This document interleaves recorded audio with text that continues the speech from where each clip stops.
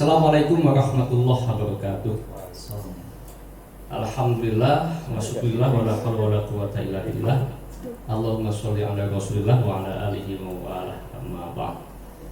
Alhamdulillah, akhirnya podcast Kementerian Agama Indonesia bisa muncul kembali lewat program Wahana Religi, obrolan pagi inspirasi rohani, sebagai wahana bagi para penyuluh unjuk gigi di media sosial termasuk di media TV yang akan kita mulai pada hari ini. Sebenarnya berliku-liku ini Mas untuk sampai pada hari ini itu. Sebenarnya ini program sudah digadang-gadang oleh mantan Kepala Kantor Kementerian Agama tahun lalu, Bapak Haji Muhammad Saleh, dan baru terwujud pada masa mantan Kemenak baru Kemenak baru Bapak Haji Muhammad Ramli. Tapi alhamdulillah, dan semoga ini bisa berlangsung lama, dan ini program akan dilanjutkan dengan berbagai macam program yang lain. Untuk mengawali ini kita akan membuka program ini dengan wahana religi, obrolan pagi inspirasi rohani Kementerian Agama Republik Indonesia Kabupaten Nunukan. Baiklah para pendengar, telah hadir bersama kami di studio. Kalau di Nunukan orangnya sudah tidak asing lagi. Ya, Mas Eko Nani Fitriono, dia sebagai penyuluh agama Islam non-PNS, juga sebagai dosen di Sekolah Tinggi Ilmu Tarbiyah Ibnu Khaldun Nunukan. Saya dengar beliau ini juga aktif di LSM anak kalau nggak salah. Ya, punya pengalaman sudah ceramah di mana-mana. Jadi kita panggil untuk membincangkan, ngobrol mengenai teladan utama kita, yaitu Rasulullah Shallallahu Alaihi Wasallam. Kita sabar dulu. Assalamualaikum Mas Eko. Assalamualaikum. Kita panggil Mas Eko aja ya. Santai. Iya, ini apa? Kita sudah melihat ini, bulan ini sudah masuk bulan Rabiul Awal ya. Tema sentralnya itu biasanya Rasulullah Shallallahu Alaihi Wasallam. Ada yang bertanya ini, katanya di Indonesia ini telah mengalami krisis keteladanan.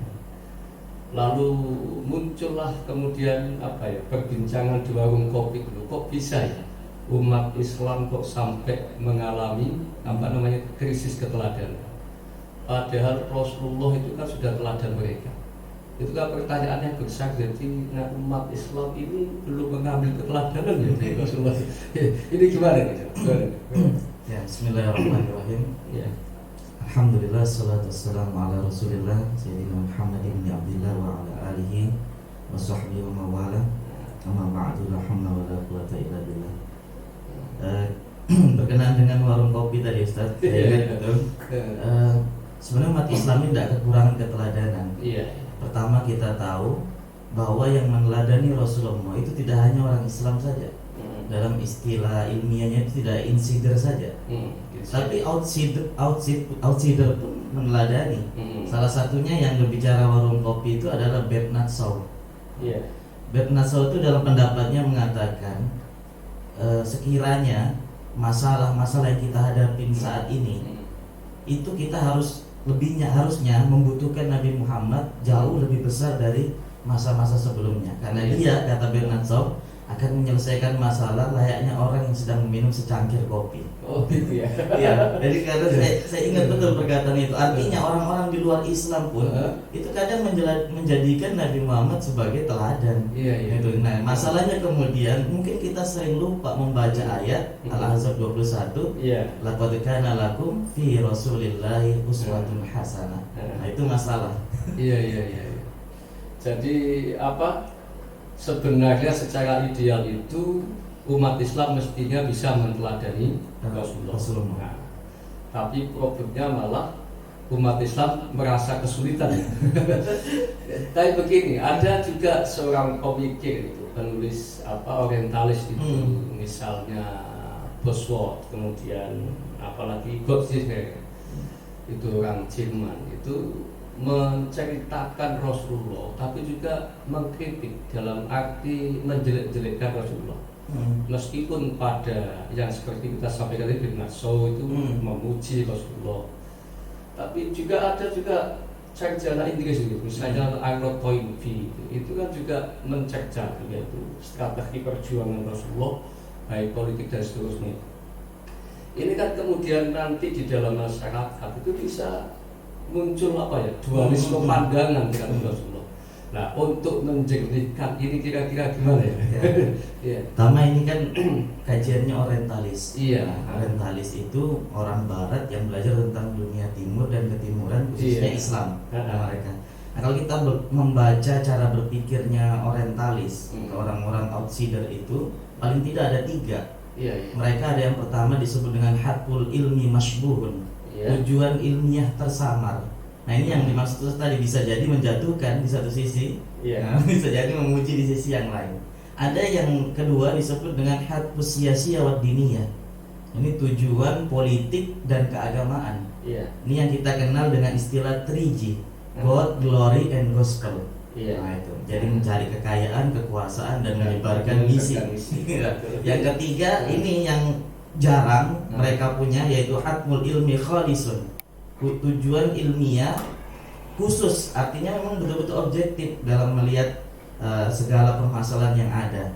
Nah, tinggal kita pintar-pintar memilih. Kalau kita mengkaji terhadap pemikiran orang luar Islam, outsider, nah itu diantara 3 ini bisa jatuh diantaranya. Jadi berarti macam harus cerdas pintar memilah dan memilih. Iya, saya pernah itu. Sebenarnya saya mengenal buku ini itu dari Mas atau Ustadz Haji Hidayat. Itu Imam Tirmidzi itu menulis buku As-Sama'il Al-Muhammadiyah.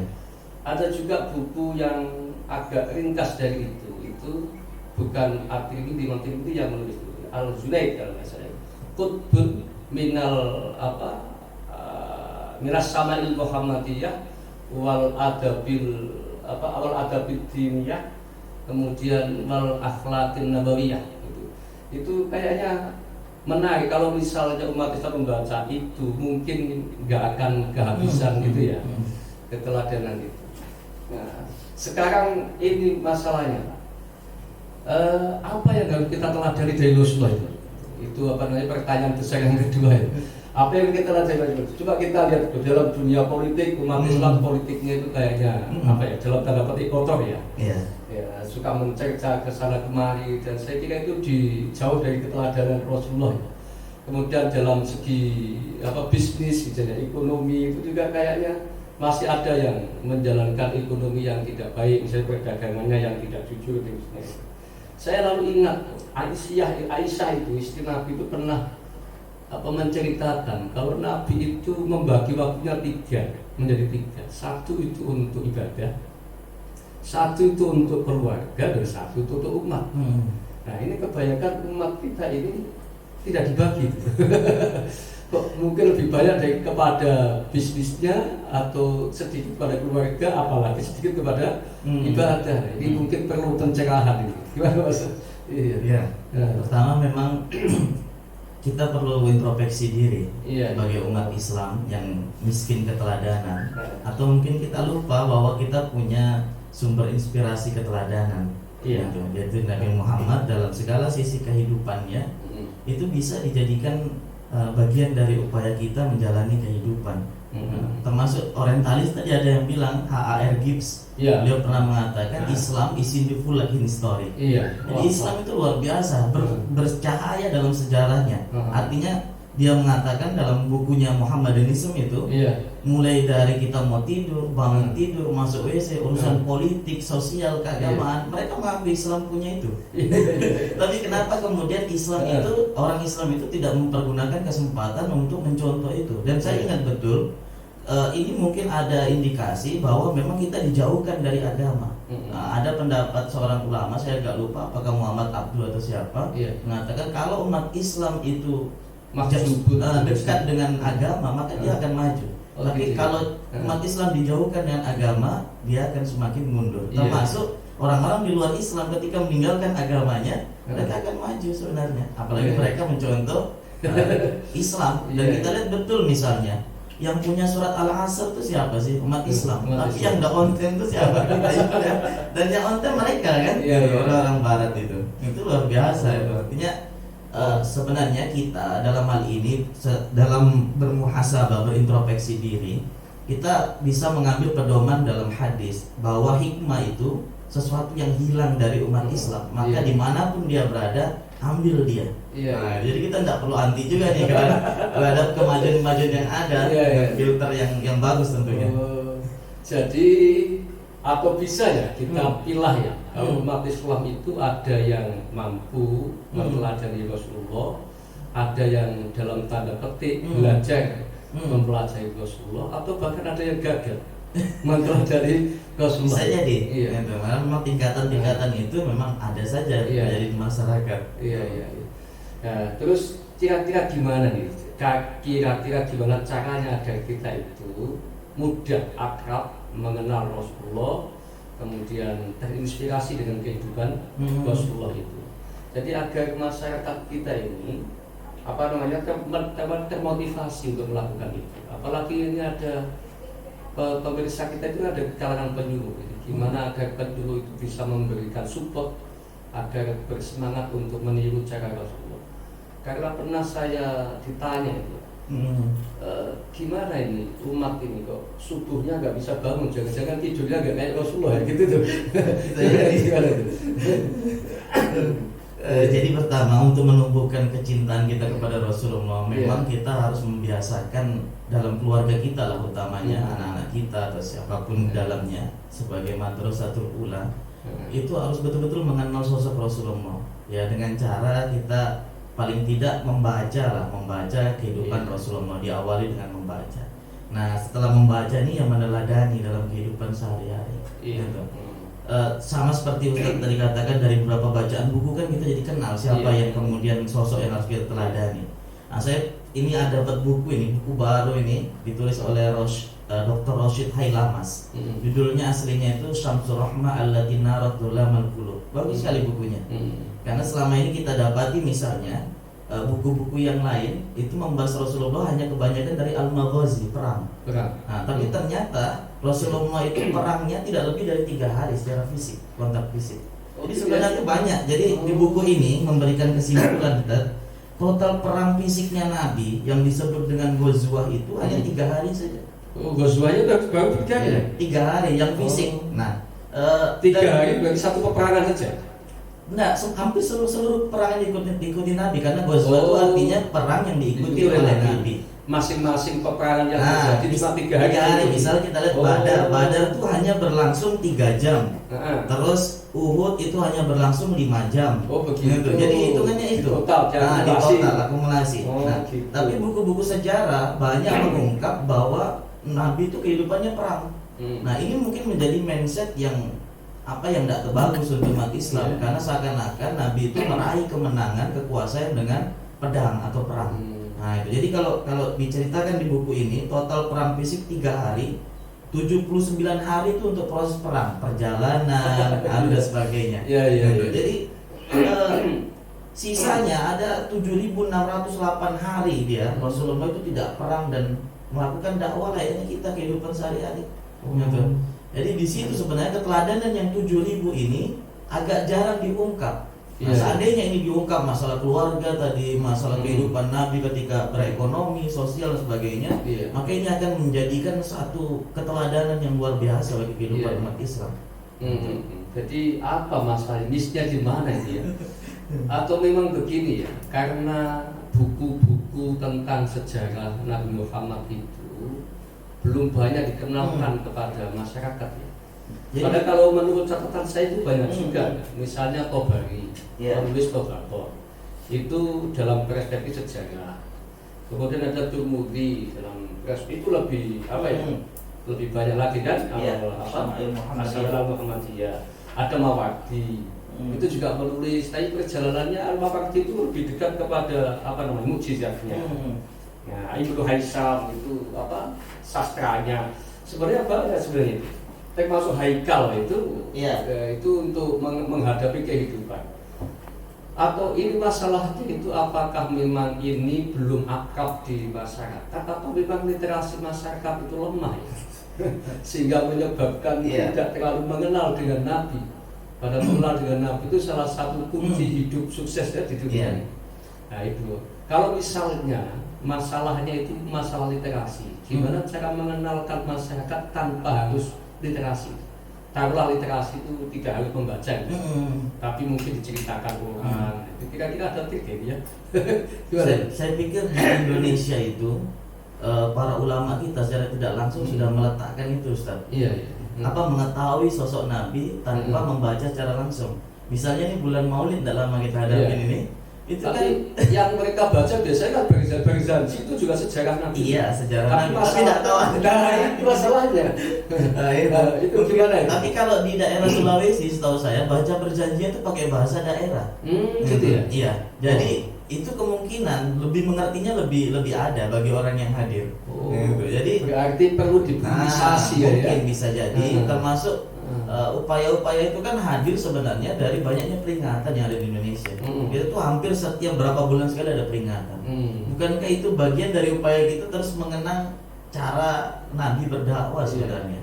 Nah itu mulai dari peringatan Isra Mi'raj, kemudian kalau kita pun masih belum nyambung, jangan-jangan peringatan itu hanya di seremoni saja. Nah inilah masalahnya. Jadi masalahnya itu dari berbagai sudut, Ustaz. Bisa masalah literasi, masalah seremoni tadi ya, segala seremoni. Ini perlu memang kita mengupayakan ya kalau bisa ya ini memang peran penyuluh sih sebenarnya ya. Paling tidak dia mengetahui keadaan masyarakatnya bilisan qaumin, cara dakwahnya yang pas seperti apa. Sesuai dengan bahasa kaumnya. Iya. Ini menjadi problematik gitu. Iya. Tapi paling jelas kita sudah punya titik terang. Ada problem yang ada di dalam masyarakat mengenai keteladanan Rasulullah itu. Bukan tanpa ada usaha, berarti sudah ada upaya. Cuma mungkin yang belum itu adalah menginternalisasi dalam kehidupannya. Jadi ini sebenarnya berarti masalahnya bukan hanya untuk menceritakan Nabi, tapi juga bagaimana caranya menerapkan keteladanan itu dalam kehidupan mereka. Ya, ini perlu strategi. Nah, gimana caranya itu? Apakah mungkin dengan puitisasi, variasi, atau lomba baca puisi tentang Nabi atau kalau selama ini kan sholawatan kan menunjukkan cinta pada Nabi. Tapi saya khawatir jangan-jangan mereka nggak paham sholawat. Nah itu dia salahnya. Jadi ini kayaknya PN. Jadi kira-kira gimana caranya dia? Atau mungkin ada banyak alternatif program yang bisa kita lakukan? Mungkin bisa dielaborasi ke Kementerian Agama atau ke Basnas atau ke PHBI atau ke yang lainnya. Karena selama ini kita ini anak-anak kita itu lebih lebih hafal filmnya daripada Muhammad ini. Itu gimana kira-kira dia? Jadi sekarang ini Ustaz, saya ini sedang mengikuti lomba. Lombanya semuanya membaca Sirah Nabawiyah. Dan gara-gara itu saya punya buku ini. Buku ini sebenarnya buku baru keluar di bulan bulan diterbitkan Republika. Ini baru bulan Agustus 2021. Mentari Kasih Sayang Rasulullah. Mungkin perlu ditayangkan ini Pak, mungkin diperlihatkan. Ya semua ini. Apa judulnya Ustaz? Mentari Kasih Sayang Rasulullah. Mentari Kasih Sayang Rasulullah. Nah, yang meluluhkan kebekuan hati. Bahasa Arabnya Syamsur Rahmah allatin narat zulamal qulub. Jadi dari Dr. Rasyid Lamas ulama Turki yang dalam Sirah Nabawiyah. Nah, ini mereka mengupayakan ada lomba dalam rangka Maulid bulan Maulid, bulan kelahiran Rasulullah. Itu dengan membaca sirahnya. Dan ini lumayan Ustaz, hadiahnya besar jadi motivasi nih kalau jadi ini saya lihat pesertanya itu sudah 2000-an yang mengikuti kegiatan ini. Nasional, kegiatan nasional. Berarti kita perlu lomba lokal. Nah, itu artinya ini kan satu upaya kalau mau dikatakan. Dan ini rangkaiannya banyak Ustaz. Saya sudah mengikuti 2 seminar yang ada kuisnya. Yang pertama seminar yang dibawakan oleh Ustaz Salim Afila. Setiap habis seminar ada pertanyaan khusus tentang Rasulullah. Nah, kemarin seminar pertama judulnya Rasulullah sebagai murabbi dari Ustaz Salim Afila. Yang kedua dari Ustadz Abdul Somad. Nah itu yang seminar kedua ada kuisnya tentang Iya. Rasulullah sebagai mentari kasih sayang. Oh. Nah, jadi rangkaiannya banyak. Kemudian ada juga di tengah-tengahnya lomba menulis artikelnya ada. Itu lomba buat videonya ada, buat captionnya ada. Nah ini lomba ya. Iya. Menghadirkan Iya. Rasulullah di tengah aktivitas milenial mungkin. Iya. Yang kemudian ini jadi lebih bergairah tentunya. Iya. Nah, bagus ya. Tapi menurut saya itu selain itu sasaran kita itu adalah generasi muda kita, terutama di dunia pendidikan, di TPA, TPG, anak-anak kecil itu ditumbuhkan itu. Jadi dalam ide besar untuk masyarakat umum itu masih menjadi PR bagi kita. Iya. Nah, ini kalau misalnya kita punya apa anak soleh ya, kampung anak soleh, mungkin bisa dijadikan pilot project itu, gerakan mencintai Rasulullah bukan dalam arti personal tapi dalam arti impersonal, jiwanya, semangatnya. Karena selama ini kehadiran Rasulullah itu seolah-olah hanya dilihat secara personal saja, tapi impersonalnya malah ditinggalkan. Jadi mereka nggak punya semangat belajar, nggak punya semangat perintah Rasulullah misalnya. Ada utulul ilma walau bisin atau tolakul ilmi faridatun ala kulli muslim. Itu kan mestinya mereka semangat untuk belajar. Tapi kelihatannya semangat belajarnya karena ada PR dari guru, ada tugas. Nah ini mungkin bisa itu ditumbuhkan keteladanan dari guru dengan cara tadi itu selalu memberikan pertanyaannya tentang Rasulullah. Ya, diantaranya itu Ustaz. Ya, tapi kan pelajarannya banyak. Nah, itu. Untuk menghubungkan pelajaran dengan kehidupan Rasulullah itu menjadi sebuah pertanyaan itu akan menjadi tantangan tersendiri. Dan memang begini Ustaz, saya dulu waktu S2, masalah kita itu kan dalam menghadapi kehidupan zaman sekarang itu karena Islamic worldview-nya tidak ada. Wah, itu masalahnya. Itu yang kami perbaiki waktu S2 dulu. Bagaimana kalau kita memandang pelajaran ekonomi, pelajaran geografi, pelajaran matematika, itu semua dalam rangka mendekatkan kita kepada Allah dan Rasulnya. Ingat itu, Naqib al-Atas islamisasi. Naqib al-Atas itu masih, kalau dari guru-guru saya kan masih ada jenjang sadar ilmunya lah. Iya. Islamisasi ilmu pengetahuan itu penting sebenarnya bagi kita orang Islam yang ketika mendapat wahyu pertamanya Nabi itu Iqra bismi rabbikal ladzi khalaq. Jadi membaca tapi dalam rangka mengingat Tuhanmu yang menciptakan. Jadi apapun itu. Kalau dalam bentuk buku itu mungkin kesulitan. Nah, jadi kayaknya harus ada sarana agar guru itu bisa mengaitkan buku pelajarannya itu dengan Islam, salah satunya juga dengan sirah nabawiyah.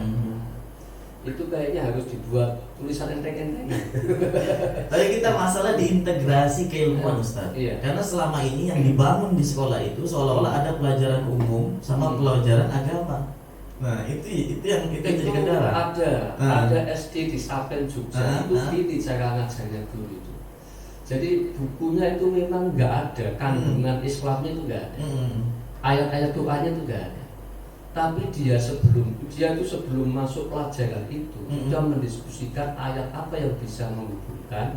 Itu tapi belum sampai pada sejarahnya. Itu sudah ada di SD Sapen itu. Nah, di Jogja itu kok di Jogja, di Solo juga katanya juga sudah ada SD yang ngajarin pendekatan itu. Jadi karena menerbitkan buku itu biayanya tinggi dan hanya terbatas pada muridnya, akhirnya dia pakai begitu caranya.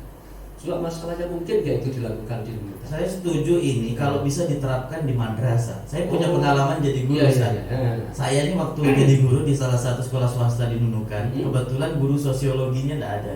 Jadi saya ngajar di situ, saya masukkan masalah sosialisasi dengan ayat Al-Hujurat ayat 13. Wah, gitu.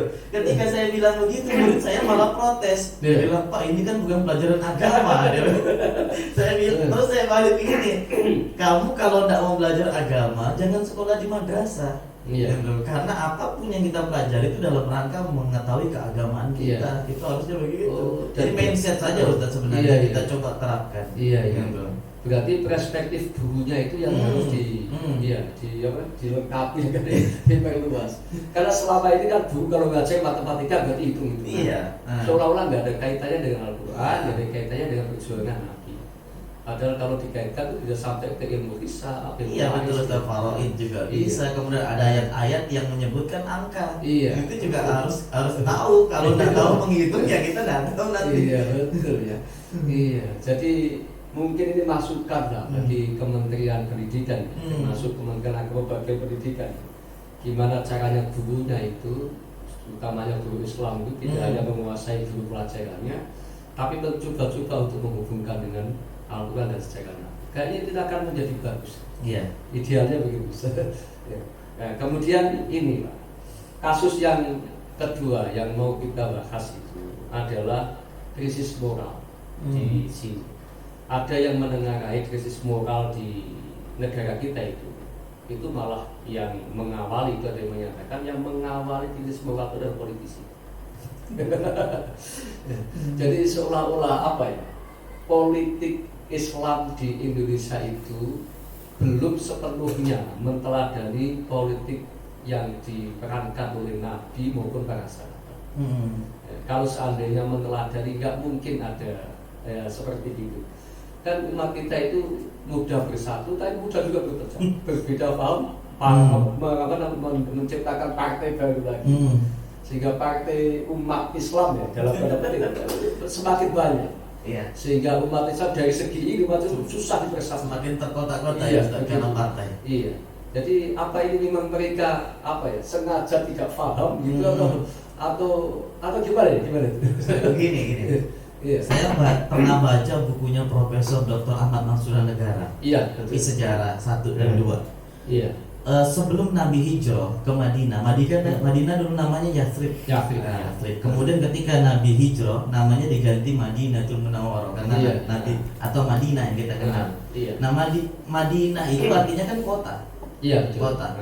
Kemudian kota itu dalam bahasa Latin atau Yunani kalau tidak salah itu diambil dari kata polis. Nah, dalam bahasa kita istilahnya adalah politik. Politik. Jadi sebenarnya ketika Rasulullah hadir ke Madinah itu dalam rangka membangun peradaban politik. Maka lahirlah yang disebut dengan Piagam Madinah itu sebagai konsekuensi peradaban politik yang dibangun oleh Nabi. Nabi sebagai kepala negara, kepala pemerintahan, kemudian mengatur suku yang heterogen. Itu kemudian jadilah contoh atau sampel bagi kita kehidupan dalam bernegara, yaitu ummah yang diatur oleh Nabi dengan Madinah, Piagam Madinah. Itu artinya komunitas yang dia sudah terstruktur dari segi apapun kita bisa mencontoh. Nah, masalahnya kemudian mungkin kita tidak tahu asal-usul ketika Nabi hadir ke Madinah dengan membangun peradaban, memberikan contoh kehidupan kenegaraan, sehingga lahirlah kemudian pengkotak-kotakan politik, seolah-olah kemudian politik hanya berasumsi berdasar kekuasaan. Nah, kadang saya melihat walaupun saya tidak setuju dengan Profesor Dr. Nurkolis Majid, tapi ada benarnya juga ketika beliau mengatakan Islam yes, partai Islam no.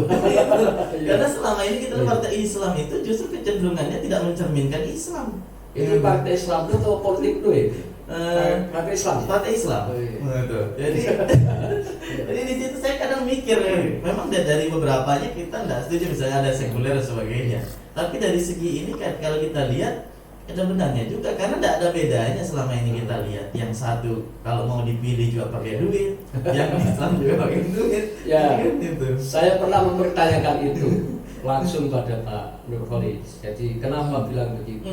Dalam sebuah seminar waktu di Surabaya itu, dia itu membangun argumentasi itu. Yang penting bukan partainya, tapi semangat kehidupannya. Partai apapun kalau semangat hidupnya Islam, maka Islam yes. Nah itulah latar belakang. Tapi kalau kemudian muncul a priori yang lain artinya memang kita inginkan partai-partai itu kan berdiaspora, Ustaz. Sehingga ketika ada keputusan di parlemen, ketika kita hanya mengandalkan partai Islam yang suaranya kecil, kan lolos semua itu yang undang-undang yang aneh-aneh itu. Jadi partai apapun kalau ada pemikirannya memang mencerminkan Islam, ya kita dukung artinya. Ini kalau kita hubungkan dengan sifat Nabi, Pak. Karena ada yang di WA itu mengirim saya itu sebuah tulisan, judulnya kegagalan menerapkan sifat Nabi dalam umat dan tubuh umat. Dalam lupa saya itu sifat Nabi itu kan ada 4-nya. Siddiq, fatonah, tabligh, amanah. Siddiq, amanah ya, tabligh, fatonah. Kalau kita ini untuk mendekati ini, kalau menurut saya itu memulainya tidak dari masyarakat umum, tapi lebih kepada pejabat publik, pejabat negara untuk itu. Karena kalau mereka menampilkan 4 ini, itu di bawah itu akan lebih baik. Saya ingat kisahnya Umar Ibn Khattab. Dia yang tampil di depan, tapi kemudian masyarakatnya itu. Keinginan kita seperti itu, bayangan saya itu. Kira-kira untuk mentransformasi ini itu kayak apa ya? Kalau partai Islam itu kayaknya belum berkutik nih untuk memberi contoh begitu. Karena lebih banyak yang tidak baik itu yang tapi masalahnya kekuasaan kita kan melalui partai politik, Ustaz. Nah, itu juga susah. Artinya mungkin kalau kita mau mengharapkan yang ideal, selain yang di atas bagus, yang di bawah juga bagus. Dengan sistem demokrasi ini kan one man one vote, gitu. Artinya kan kita mengharapkan pemimpin bagus, ternyata masyarakatnya tidak bagus. Pasti dia akan memilih orang yang paling banyak duitnya lah, misalnya gitu. Itu kan berarti sudah celah amanahnya. Misalnya politik uang itu sudah celah amanahnya itu. Artinya itu bermasalah di situnya. Itu. Kalau janjinya yang tidak ditepati itu cacat amanah itu ya lawannya amanah gitu. Jadi kalau dulu ya Ustadz, misalnya pemilihan pemimpin kayaknya Umar itu kan memang dipilih alul halli wal aqdi, sahabat-sahabat yang memang senior. Kemudian kalau Umar kan dipilih langsung sama Abu Bakar. Abu Bakar orangnya ya jelas sudah terpilih lah di samping sahabat-sahabat yang lain gitu. Artinya lahirnya pemimpin tuh kalau berdasarkan pemilihan memang orang yang terbaik, maka akan menghasilkan pemimpin yang terbaik di situ. Saya kok kemudian berpikir cara demokrasi Islam itu yang pertama itu waktu pemilihan Abu Bakar. Itu kan dipilih tidak semua orang. Di Sakifah Bani Sa'idah. Itu modelnya lain lagi dengan pemilihannya Umar. Ditunjuk orang yang paling paham. Lalu Ali bin Abi Thalib. Dan Utsman dipilih oleh orang terpilih. Tim formatur, model kita begitu. Baru Ali itu yang dipilih oleh banyak orang. Betul. Tapi malah punya efek sosial yang tinggi. Apa karena itu ya? Bisa jadi kalau perspektifnya itu Ustaz. Tapi itu sekaligus menegaskan sistem pemilihan Islam itu tidak satu, tidak baku, variatif ya. Artinya negara boleh berbeda-beda. Tapi memang ongkosnya juga berbeda-beda. Itu kalau dirunut itu idealnya itu sebaiknya kalau kita ingin memilih taruhlah wakil dulu, itu sebaiknya kayak apa ya? Kalau melihat dari model cara pemilihan khalifah Nabi itu. Orang baik itu cenderung tidak mengakui dirinya menjadi pemimpin. Itu masalahnya Ustaz yang kita hadapin. Ya kan sama ya, dulu kan Umar kan nggak ngakui dia baik. Artinya begini, ketika pemilihan di Sakifah Bani Sa'idah, itu kan Abu Bakar sudah mencalonkan diri, tapi dibaiat oleh sahabat yang lain. Begitu juga Umar pun tidak mencalonkan diri dan lain-lain tidak mencalonkan diri. Sekarang begitu mencalonkan diri. Nah itu dari situ aja mungkin sudah agak beda Ustaz. Karena sekali lagi mereka yang dipilih jadi khalifah itu, mereka menganggap mereka bukan orang terbaik, kemudian ini bisa jadi malah jadi fitnah bagi dirinya. Kalau misalnya memang secara strukturnya itu juga memungkinkan itu, paling tidak kan kita harus punya gerakan minimal yang untuk mengarah kepada mengejawantahkan manifestasi keteladanan kepada Nabi. Itu mungkin adalah di antara sifat Nabi itu yang perlu dikemukakan di sini. Karena dulu itu kan pernah Nabi itu didatangi oleh seorang sahabat kan, dia mau masuk Islam tapi nggak mau melepaskan kemaksiatannya. Nah itu lalu boleh, tapi kamu harus jujur, gitu kan? Nah, apa hanya untuk awal mula itu? Apa perlu hanya sidiknya saja yang perlu diterapkan untuk untuk langkah awal mengatasi problem kita ini? Tahapan itu ya, tahapan kemudian step by step. Tapi saya lihat begini, sebenarnya kita tuh sudah mulai diperkenalkan kok dengan sidik, amanah, tabligh, fatonah itu. Misalnya Dr. Ari Ginanjar. Iya. Dr. Ari Ginanjar itu membuat satu sistem yang memperkenalkan ini secara tidak langsung dengan EQ, emotional question, kemudian IQ, intellectual question, dan spiritual question. Itu kan mewakili 3 hal ini. Itu sebenarnya. Nah, adapun kemudian kemampuan kita di bidang apa, itu intelektual misalnya hanya fatonah aja mencontoh Nabi. Kalau bisanya itu ya kita pakai itu dulu tahap awal. Ya betul juga. Jadi tapi Ari Ginanjar itu memang kalau waktu mengikutinya itu seolah-olah betul-betul tapi setelah keluar itu kalau nggak ada tindak lanjutnya itu akan berhenti di tempat. Artinya kembali lagi gitu. Saya dengar dulu politisi juga banyak ikut kok. Termasuk pengusahawan juga banyak ikut. Dosen-dosen nggak ikut. Tapi setelah keluar dari itu macam apa ya? Jadi sudah tobat tapi belum nasuhan kali ya. Itu mungkin PR-nya itu. Artinya begini, dari obrolan kita ini kita sudah bisa mengungkap ternyata ada banyak problem ketika ingin menerapkan keteladanan Rasulullah dalam kehidupan kita. Pertama, problem dalam bermuamalah, termasuk dalam politik. Kemudian ada problem ibadah. Ibadah itu kayaknya ada hubungannya dengan muamalah karena pengejawantannya dari itu. Kemudian ada problem keteladanan dalam keluarga. Mestinya kalau ibadahnya baik, dalam keluarga menjadi baik, dalam bermuamalah menjadi baik, maka generasi menjadi baik. Jadi kalau misalnya disetujui bermula itu, kayaknya memang harus menerapkan tahap kejujuran dulu ya, untuk sidik, kemudian dengan membagi 3 waktu yang diberikan oleh Nabi, ibadah, keluarga, dan umat. Jadi nggak tahu bagaimana kalau secara matematis berarti 8 jam. Yaitu mungkin tidak harus 8 jam terus tapi diakumulasi. Mungkin itu catatan kami dari dialog kita. Kalau dari kita gimana? Ya insya Allah kita sebagai umat Islam kan sudah tahu betul Ustaz bahwa Rasulullah ini sebagai teladan, uswah wa qudwah. Nah tinggal kita bagaimana sejak memanfaatkan momentum kehidupan kita untuk memilih keteladanan dari sudut yang mana. Karena sudut apapun yang kita pandang dari kehidupan Rasul itu pasti jadi teladan terbaik buat kehidupan kita sebagai umat. Oke, terima kasih. Itulah para pendengar dialog kita, obrolan pagi kita pada pagi hari ini, obrolan pagi inspirasi referensi. Semoga menambah wawasan kita, terutama lagi menambah semangat kita untuk beribadah kepada Allah, karena itu salah satu bentuk cinta kepada Rasulullah dan itu menjadi manifestasi menteladani Rasulullah. Semoga bermanfaat. Kami unjuk diri, bersama kami ada Mas Eri yang sebagai operator dari program kita ini.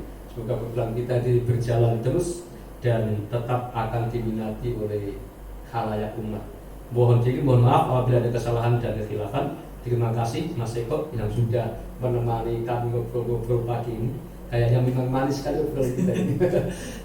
Hadanallah wa iyyakum ajmain. Subhanakallahumma bihamdika asyhadu an la ilaha illa anta astaghfiruka wa atubu ilaik. Walhamdulillah. Wassalamualaikum warahmatullahi wabarakatuh. Assalamualaikum warahmatullahi wabarakatuh.